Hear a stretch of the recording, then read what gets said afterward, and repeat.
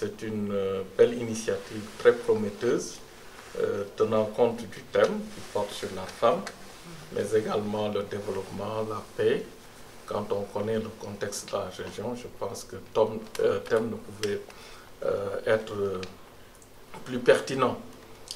Ceci dit, ce n'est pas la première fois que nous collaborons avec elle, mais cette fois-ci, je pense que ça prendra une autre envergure.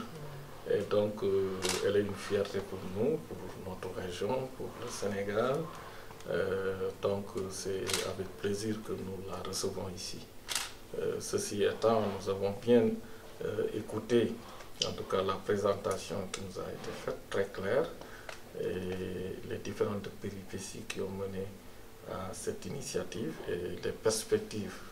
Naturellement, j'en rendrai compte au président de la commission et comme je lui ai dit, je serai son porte-parole également pour faire son plaidoyer et nous osons croire que cette collaboration sera fructueuse. Une plateforme extraordinaire pour le développement culturel, économique et social de l'Afrique dans le cadre de la lutte contre la pauvreté à l'endroit des femmes, des enfants, de la jeunesse, mais surtout pour ce qui concerne notre thème principal qui est la paix, la sécurité et la cohésion sociale.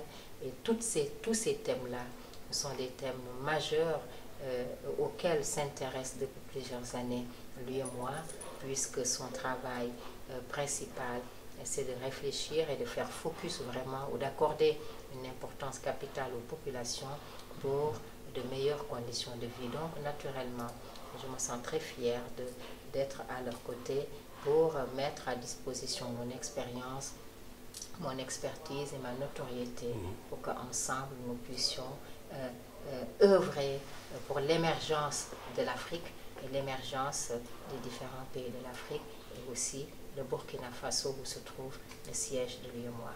Merci encore, monsieur le directeur de cabinet. Je vous prie à mon nom propre et à et au nom de mes collaborateurs de transmettre encore une fois tous nos remerciements au président de l'UEMOA ainsi que tous nos encouragements puisque nous savons que la tâche n'est pas facile, mais avec de l'abnégation et surtout l'engagement que nous lui connaissons pour l'Afrique et sa patrie, je reste